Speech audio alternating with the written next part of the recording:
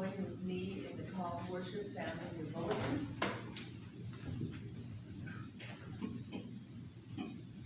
A messenger calls, prepare the way of the Holy One, make a pathway for God straight into your hearts. Blessed be the Holy One, who brings light into the deepest shadows.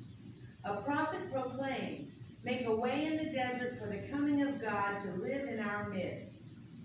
Blessed be the Holy One, who comes to live among us in peace. Are you ready for the coming day of God? Let us worship the one who calls us into the light. Continue standing, please, and join in hymn number 64, Holy, Holy, Holy.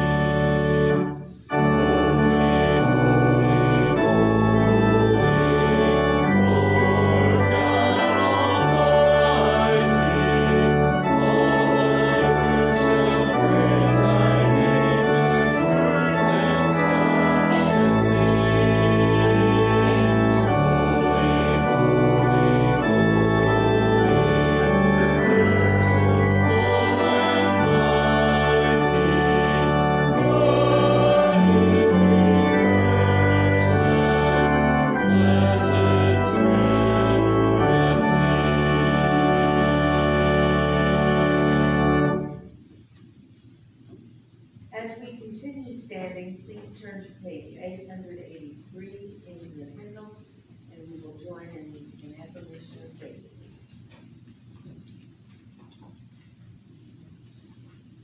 We are not alone. We live in God's world. We believe in God, who has created and is creating, who has come in Jesus, the Word made flesh, to reconcile and make new, who works in us and others by the Spirit. We trust in God. We are called to be the church, to celebrate God's presence, to learn and serve others, to seek justice and resist evil, to proclaim Jesus, crucified and risen, our judge and our hope, in life, in death, in life beyond death, God is with us. We are not alone. Thanks be to God. Amen. We'll join in singing the Gloria Patri.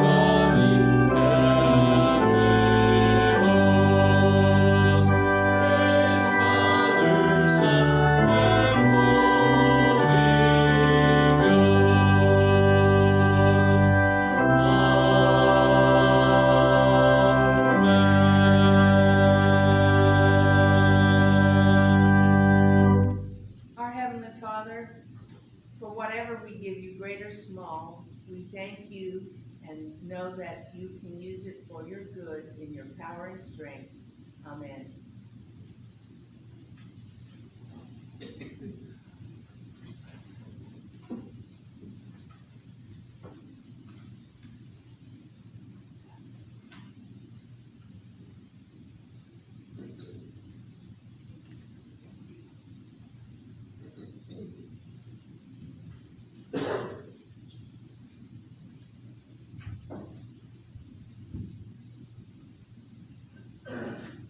Claudia asked me before worship, are you going to read all that? I said, yeah, I'll read all that. I'm not going to read all that. It was just a few days after the crucifixion and Christ's resurrection that two of his disciples were walking on the road to Emmaus. And Jesus came up to them. They didn't recognize him. They had spent 3 years with him, and they didn't recognize him. It wasn't until they invited him to stay longer. He kind of pretended he was going to walk further than where they stopped. Oh, stay. I say pretended. You read the text.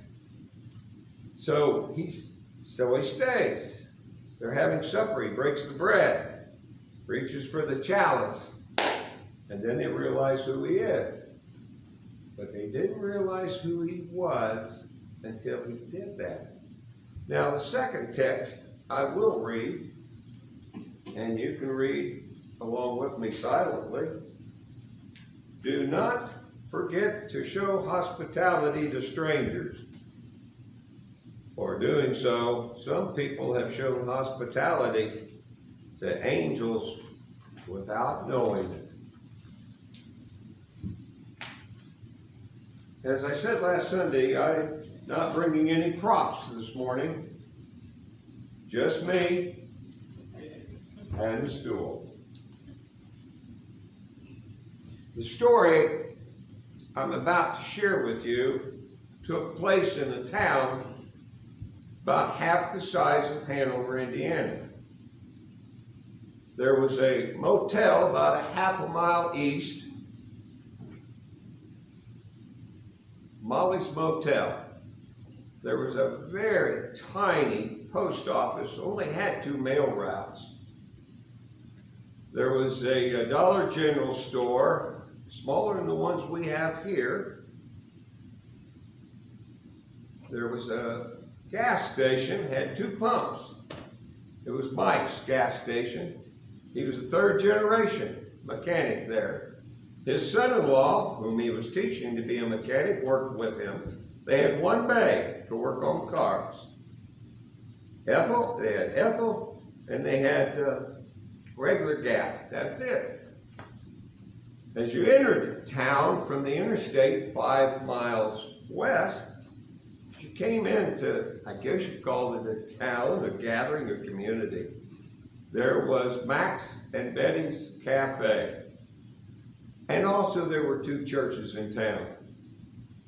One was Baptist church, and no one was sure what their persuasion was, whether they were general, Southern, or American, but they were Baptists. And then there was the United Methodist Church. The story continues on Friday before the first Sunday in Advent. It starts about 5 a.m. in the morning when the young minister got up, got ready to drive to the nearest hospital 35, 40 miles away to be with one of his parishioners who was having surgery at 7 o'clock. He visited with the gentleman and his family, had prayer with them, and then stayed with the family for the next 4.5 hours until surgery was over. Then he drove back to town. Now I need to also add that they had a small bank there. They didn't have a traffic light. There wasn't a flashing light, just an intersection with 4 stop signs. That was the center of this town. So he's driving back to this town, and he thinks, well, gosh, it's 12:30, 1:45, maybe I should go home and get a bite to eat, and then go over to the office. Maybe I need to stop by the office and check to see if I have any calls or need to talk to anyone, and I'll finish up preparing the bulletin for the secretary so she can run it off and fold it. Now, I'm getting into details with you. There's a reason I give you these details. They're like pieces of a puzzle to a beautiful picture. Well, he pulls into the circular drive there at the church, said, I'll just run in there a few minutes and then go across the street where the parsonage was located. He goes inside, and the secretary hands him a bunch of notes and some mail, and then people start coming in, and he proofreads the bulletin. He goes over his sermon and the service for the coming Sunday, first Sunday in Advent. It's now 5 o'clock in the evening. He walks out to his car, and I think I'll just pull around to the circular drive in front of the parsonage, and I'll park the car later tonight or in the morning. I'm tired. So he gets out of the car and he loosens his tie. So you see, that's a sign to him and to his family when he walks through the door. His work is behind him, He's all there for them. He opens the storm door, walks into the main door of the parsonage, and two little boys run at him and each grab a leg. One's 5 and one's 3. Wrestle, Daddy, wrestle, wrestle. Okay, boys, okay. Takes off his coat, overcoat, his sport coat, and he gently goes to the floor. All the wrestling and tasseling and fake punching and having a good time. This is so enriching his soul from the day that he has spent being a pastor. And then his wife comes in from the kitchen, looks around the corner and said, with a smile on her face, "Boys will be boys." She looks at her husband and says, "Hulk Hogan, supper will be ready in 30 minutes. Oh, they continued, the three of them. And then there was a little tap on the front door. And then another tap. "Boys, just a minute, I need to answer the door." He walks over to the door, both boys beside him. He opens the main door, and through glass storm door, he sees an old man. Blue skull cap on top of his head, a khaki old tattered army jacket, pair of very worn jeans, and what appeared to once have been white, pretty dirty tennis shoes. The man's hands were in his pockets, so the young minister thought, he doesn't have gloves on, and it's 33 degrees outside. The man hasn't shaved for several days. Looks like he's been out in the wind. But he opens the storm door just a little bit. "Yes, can I help you?" The old man says, "Are you the minister of the church across the street?" "Yes." "Is there a motel or someplace I can lay my head for the night?" "Yeah, Molly's Motel, about a half a mile down. You go up here to the intersection, turn right, it's on the left." "Bless your heart, thank you." And then the old man leans forward and waves at the two little boys, and they wave back. And he turns and walks on. "Wrestle, Daddy, wrestle. I need to talk to your mom for a moment, guys." He goes into the kitchen, and his wife is standing in there smiling. He said, "What are you smiling about?" She said, "I looked around the corner and I saw the old gentleman.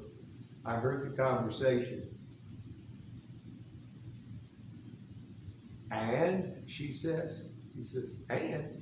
"Yeah, and?"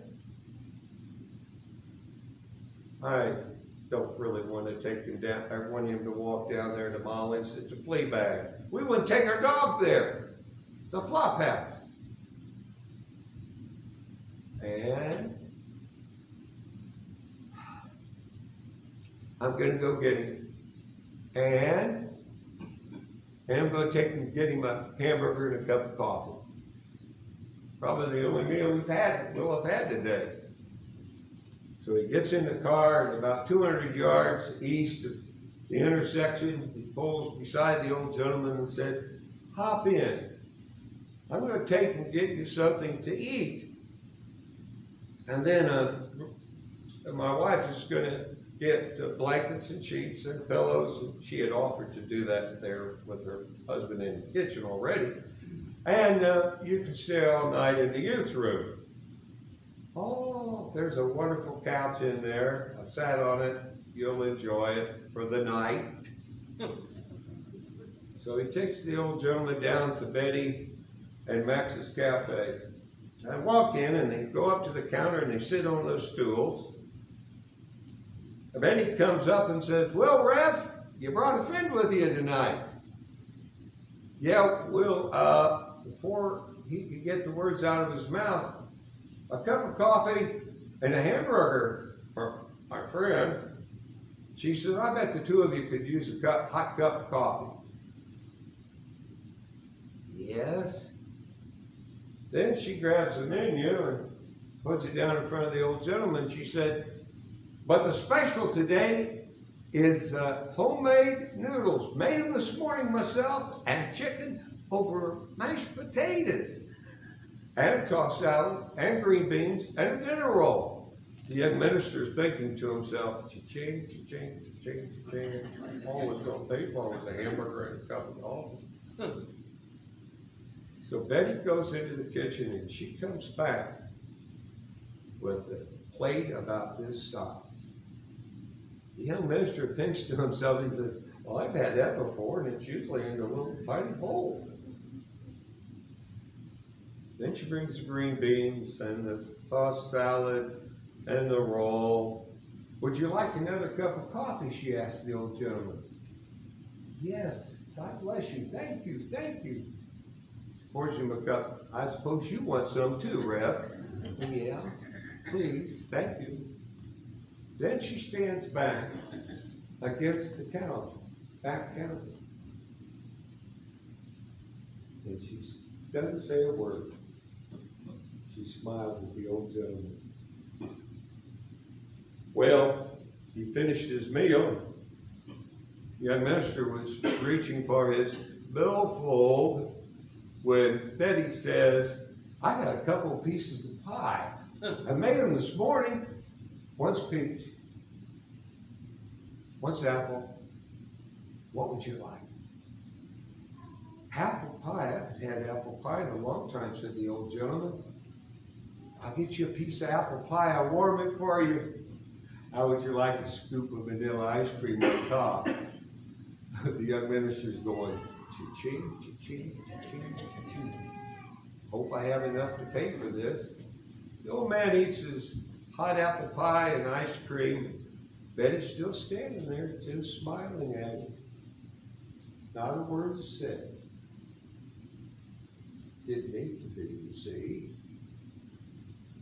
Or maybe you will see in a moment. The minister reaches for his billfold. Max walks over. So in the house, the young minister's kind of shocked. Betty looks over at the young minister and says, yeah, I guess your coffee is too. They left. The young minister and the old gentleman, they walk out. They don't say anything to one another as they walk to the young minister's car, but the young minister thinks, what took place back there? He drives him, the old man, to the church, to the circular drive, across from the parsonage. They walk in, they walk down a long hallway to the right, another long hallway to the youth room. On the way there, the young minister says to the old gentleman, here's the men's bathroom. I'm going to turn the light on, put a wedge in the door so you have some light through the night. They get in there and say, my wife has already been over with blankets and sheets and a pillow, and I think you'll stay warm and be comfortable in here. God bless you. Thank you very much. Thank you very much, said the old man. The old man reached over at the end of the couch and started to turn on a small little table lamp. Oh, no, said the minister. No. We'll turn one over here. Because if anybody sees the light on, they'll want to come into the church and see what's going on. I want you to have your privacy. That's not really what he was thinking, but turn the lights. So turn that off when you lay down and sleep for the night. Okay, I will, said the old gentleman. So the young minister walked across the street. His wife was waiting dinner on him. The boys had already been fed. He's sitting there and he's kind of playing with his food. Honey, what's the matter? His wife asked. I hope I made the right decision. You did. You did what was right, honey. Go ahead and eat your supper. And he took a couple of bites. She said, what's on your mind? He said, if John finds out about this, there's going to be hell to pay. You see, folks, John was a racist. He was in his early 70s.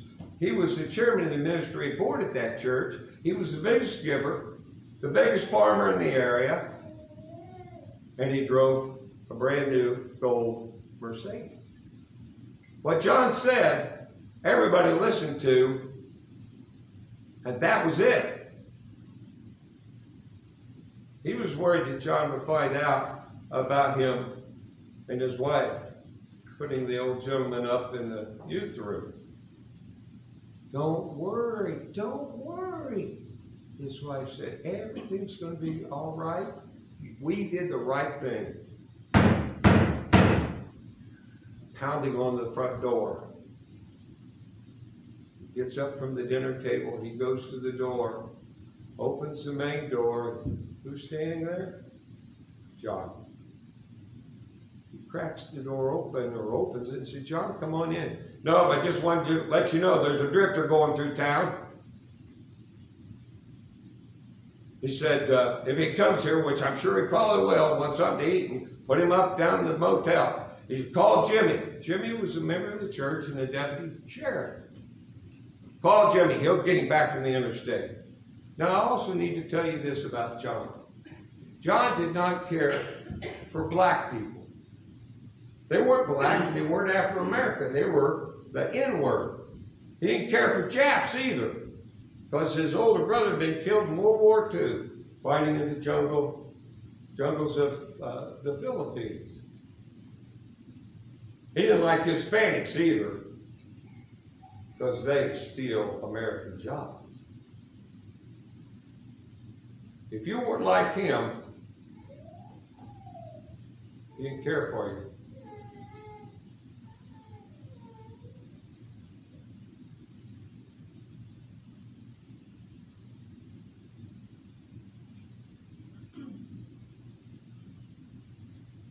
John turns to walk away and says, I think I saw a light on over there at the church. Oh, no, I left it on back in the youth room. I was in there, said the young minister. I'll take care of it. He walks John over to his car at the circular drive there at the church, thinking, oh, thank God he didn't go in there first. John said, no, I'll go in with it. No, Mary, his wife, she's probably waiting supper on you, John. Go on. He goes to the door, gets out his keys, looks over his shoulder, and John is driven away. He turns around, he goes back and finishes as well as he can his supper with his wife. That whole evening, he was walking over to the bay window there at the parsonage, just standing and looking over there and thinking to himself, did we do the right thing? Did we? Did we? Did we?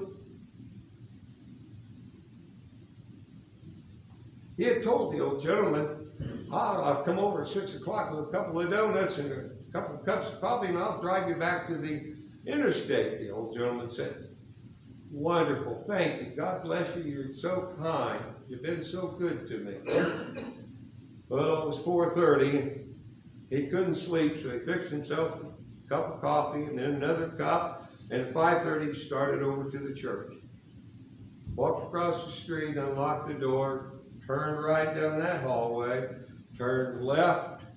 As he's walking down, he noticed that the men's room door was shut. He pushed on it. The light was off. He then walked on to the youth room. No light on. No one in there. The blankets and the sheets, the pillow, everything had been refolded neatly. Oh no, he's robbed us. He didn't stay the night. He ran down this hallway. He ran down to the offices. Doors were locked. Then he went into the sanctuary, flipped on the light back there, ran down thinking he has stolen what he thought was golden candle holders and cross, just brass. He got up here They were here. As he's walking down the aisle to go into the furnace room, because that's where they stored a lot of things at church. Valuables and paints and brushes and all kind of equipment. As he's doing so, right over here, folks, over here, over here, over here, over here. You with me? Over here. There was a big blank wall. Big white wall. About 12, 14 feet high.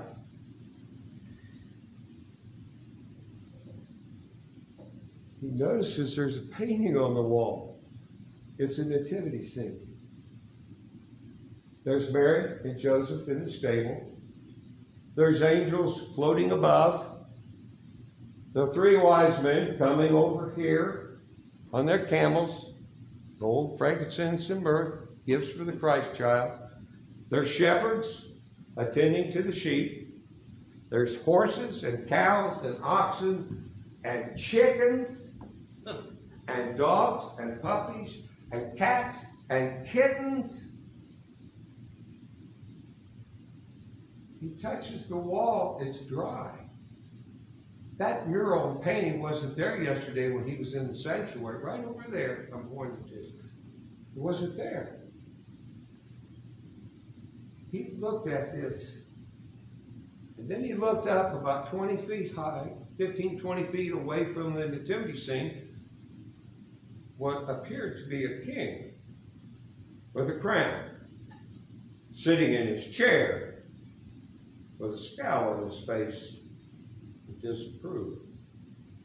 And then he noticed over here with two little tiny buildings, and on one of them it had INN with a man and a woman standing in front about that tall. Painted this. Oh, God hears about this or sees this tomorrow. It's not going to be a good worship service. He can't wait to get home, and he waits for his wife and two boys to wake up. They do. A little after 7. You get your clothes on. You got to see this. They go over, the four of them. His wife smiling. That's a beautiful picture. When was this done? I don't know. There's a name over here. Theo Dokes. Do you know a Theo Dokes, honey? No. When was this done? It wasn't here yesterday. It's here this morning. All the little boys, they were looking and touching and describing everything to their parents. 3 wise men, angels, shepherds, a king, the baby Jesus, the animals. Next day was Sunday, first Sunday in Advent. Fearful, not focused on his message, fearful about John. Everybody came in as you did this morning, and during the singing of the hymns, they didn't sing a lot because they were focused on that wall. During the sermon and the reading of Scripture, they were focused on that wall. Have I lost your focus on that wall yet? Because folks, let me tell you, every one of you is in that story. Don't know you? You're in that story, in that picture.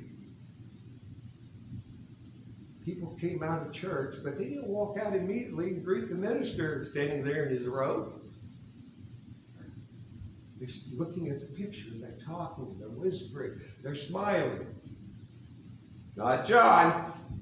Waited till everybody got out. John said, "Who put that up there? Didn't get my permission of the trustees, I'm sure. I'm going to have it painted over tomorrow." The young minister stood up to him and said, "No, John, you're not going to do that." "What do you mean talking to me like that?" John, go home. That's staying up here. John was gone. Angry, mad. The next morning, Monday morning, the minister walks into his office. And when he walks in, he says hello to Marie, his secretary. Now, I must tell you who Marie is. Marie is 19 years old, folks. She's had a baby out of wedlock that's a month old.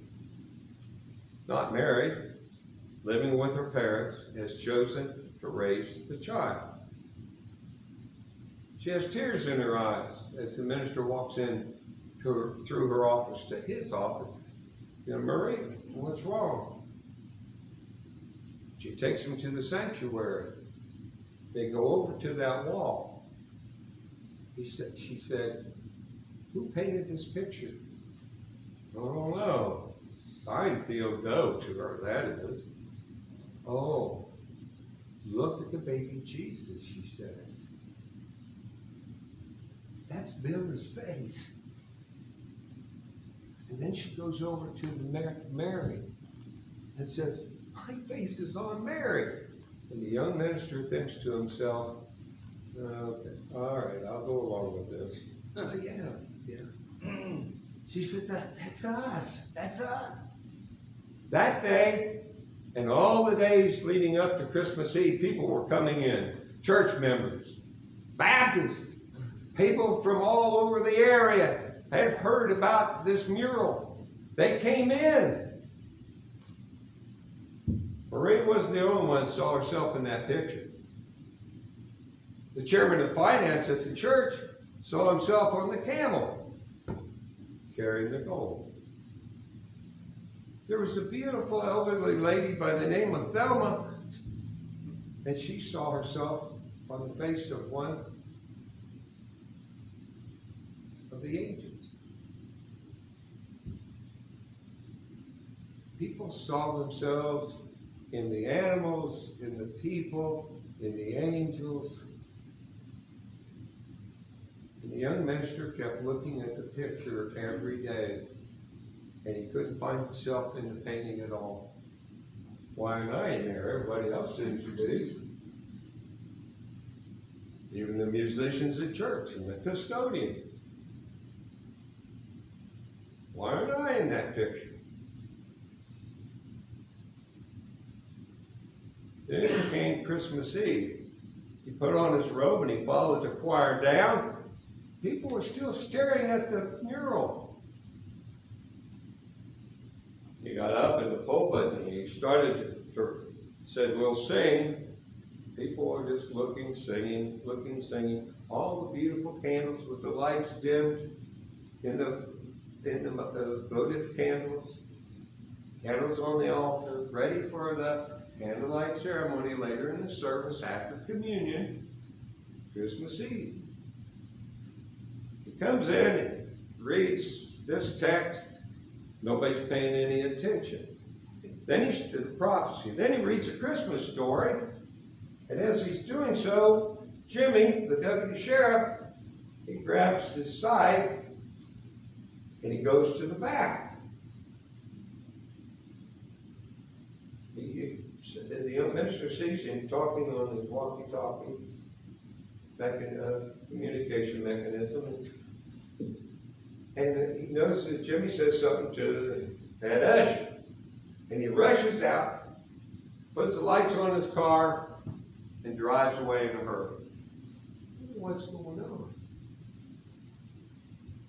Then he sees John get up, go back to the head usher, and he leaves in a hurry. Oh no, wonder what's going on. I'm going to consecrate and bless the elements. Karen and Andy, they'll serve communion to you this evening. The choir will lead you in lighting the candles. I need to leave. So he does. He gets to the back and he says to the head usher, what's going on? Jimmy said there's a Hispanic family, his car's broken down out on the interstate. John wanted to know what's going on, said he was headed out there. Oh, no. without putting his coat on, he dropped his robe, and the young minister went and got in his car, drove out to the interstate.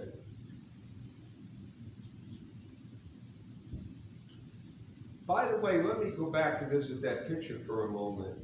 Who do you think the two people were, the man and the woman, standing in front of the inn? Huh? So he gets out to the interstate, young minister, and there's John's gold Mercedes. He walks by the car. John's not behind the wheel. There's Jimmy, the lights flashing in the deputy sheriff car. And he says, Jimmy, where's John? He's under the hood with a flashlight. Huh? The minister walks over. John looks up and says, church over? Well, kind of, sort of. Here, hold the flashlight. I'm going to see if I can fix this. Now, hold it down here. I'm going to have to get under the car. In his three-piece suit, tie, white shirt, he crawls on the ground and scoots underneath as far as he can under that car. I can't find out what's wrong. I don't think I can fix it. He gets out and he shouts to Jimmy, call the dispatcher, tell him to call Mike. To which the young minister says, Mike closed today. It's Christmas Eve. He'll open, said John. So Jimmy calls the dispatcher. While you're going to the dispatcher, tell him to call Mary. That's his wife. Tell her I'm bringing the family home for Christmas Eve.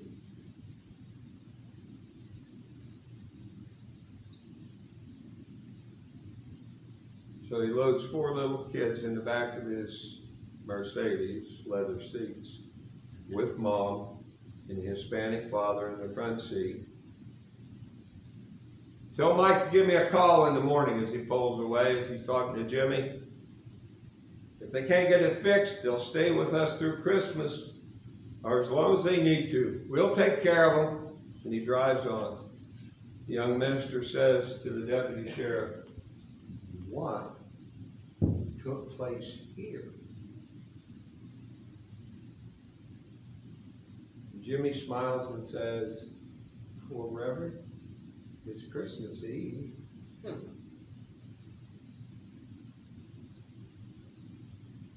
So the young minister drives back to the church. He's going to check to see if the heat's been turned down, the lights are off, the candles are blown out. He comes in the sanctuary. He doesn't turn the lights on because there's a beautiful stained glass window over here, rather large. Lights coming through it onto the painting. He goes over to the painting and he looks and he thought, why am I cut in this picture? Almost everybody else has seen themselves there in this mural, on this mural. And then he looks and sees himself.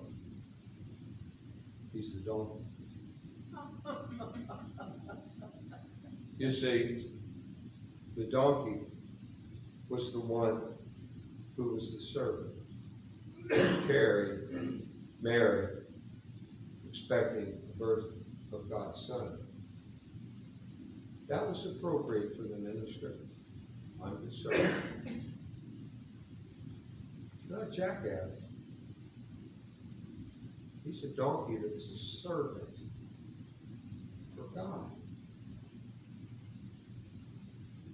As he turns, he takes a second look at that signature. Theo Dote. And then he remembered his Greek studies. Theo stands for God. It's not Dokes. It's Dokes. That's Greek for present. P-R-E-S-E-N-T. God was present here. I hope you saw yourself somewhere in this story, because it's a story of the Hanover United Methodist Church. God has been here for 175 years. I was blessed to be here for 3.5 of those years, and now for 7 weeks. You'll be celebrating 175 years. But the important year I hope you'll celebrate and prepare for is year 176.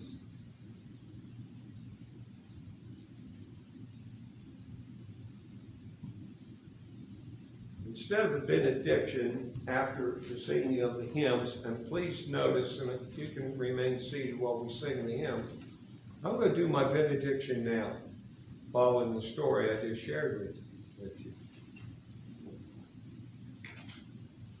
we sing the hymns, we will leave quietly to think about what may have possibly taken place this morning. Beautiful poem by Helen Steiner Rice. It was in a book that was given to me by a bride who was married here 48.5 years ago. Inside the book, she copied Helen Steiner Rice's poem.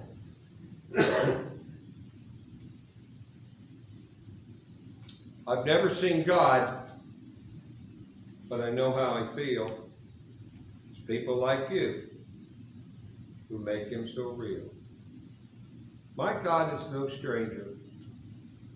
He's friendly and gay, and he doesn't ask me to weep when I pray. It seems that I pass him so often each day in the faces of people I meet on my way. He's the stars in heaven. He's a smile on some face. He's a leaf on a tree or a rose in a vase. He's winter and autumn and summer and spring. In short, God is every real wonderful thing. I wish I might meet him much more than I do. I would if there were more people like you. Now let us turn to the singing of our closing hymns.